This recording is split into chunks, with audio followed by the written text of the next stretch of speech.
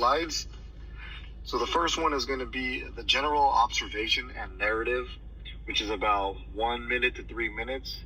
And the first question that is going to be addressed is A, which is going to state, describe the classrooms that stood out for you within the videos you watched.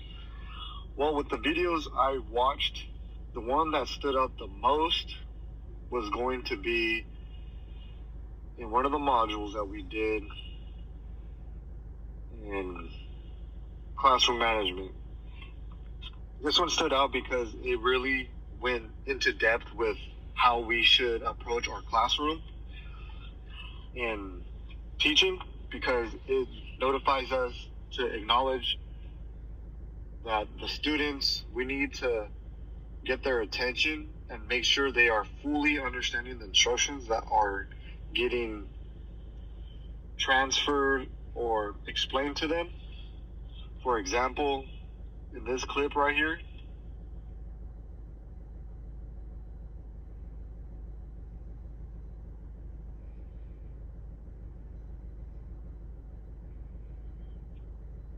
so in this clip, hopefully you guys were able to hear it. If not, I'm going to explain. But he was stating that it is very important to have the students repeat the instructions back to you when you repeat it to them, as this is like a cognitive motion of the brain, being able to utilize certain function of the brain to exercise it and have them also follow the instructions and make your job more easier. Because another good point that got brought up from another video that I watched was the depth of knowledge, where this one shows that, well, we want all students to be automatic. Well, and he was Dr. Norman was just saying that's how everything should be. It's just everyone wants it automatic. But in order to get it like that, you got to think outside the box. And so we had a TED Talk in one of the videos in the modules where a young man was a teacher, and he is explaining how, sorry about this, clicked the wrong tab. He was explaining how he was noticing inside the classroom that multicultural students learn different ways, and some just shut out the school system because it just doesn't float their boat.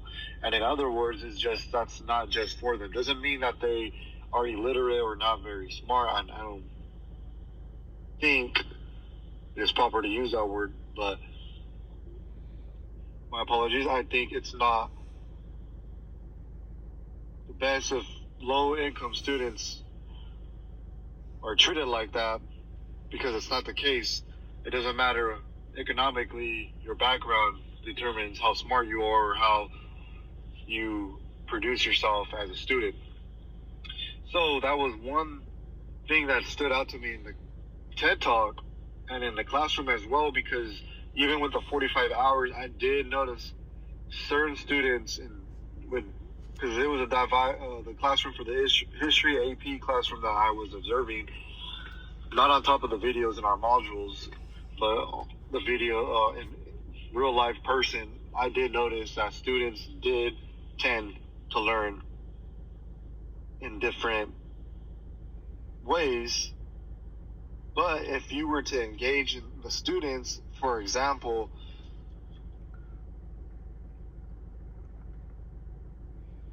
in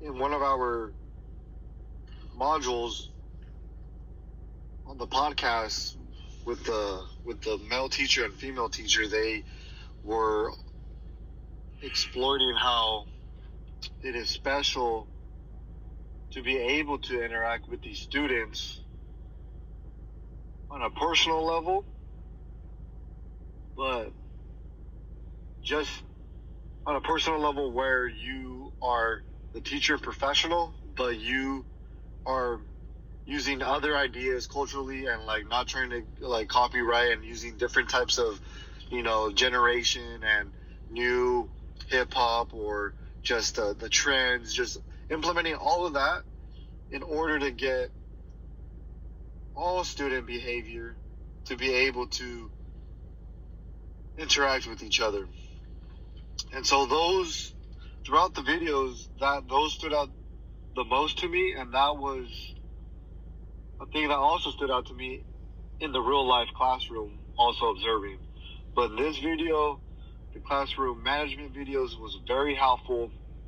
And then our research on also the websites trying to find other ways to have classroom management was also a very great UDL supplement that was able to be utilized to help become better teachers.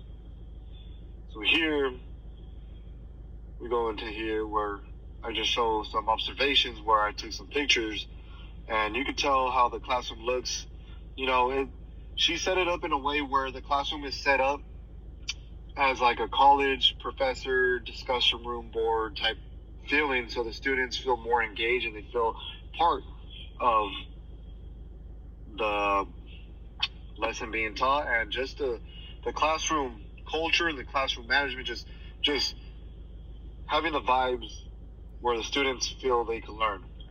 Here are some of the group projects that they did together. And then they did have their own social justice where they knew when to mess around in classroom, but when to pay attention and show respect to the teacher. But they showed an equal respect to the teacher throughout the whole semester, and you can see that in the videos as well, because the teacher's classroom management and culture and the way it was set up, a diverse group, or what previously held ideas about them were reinforced, and how, well, it was just, with the content, it just, when you learn more of someone's culture and you understand their background, it leads to more success in the classroom, where you guys are all interacting as a whole team and are validating each other's feelings and personalities and culture and ways and beliefs. Just leads to more positive vibes in the classroom, and just allows more success in teaching students that everything is okay when you learn each other's culture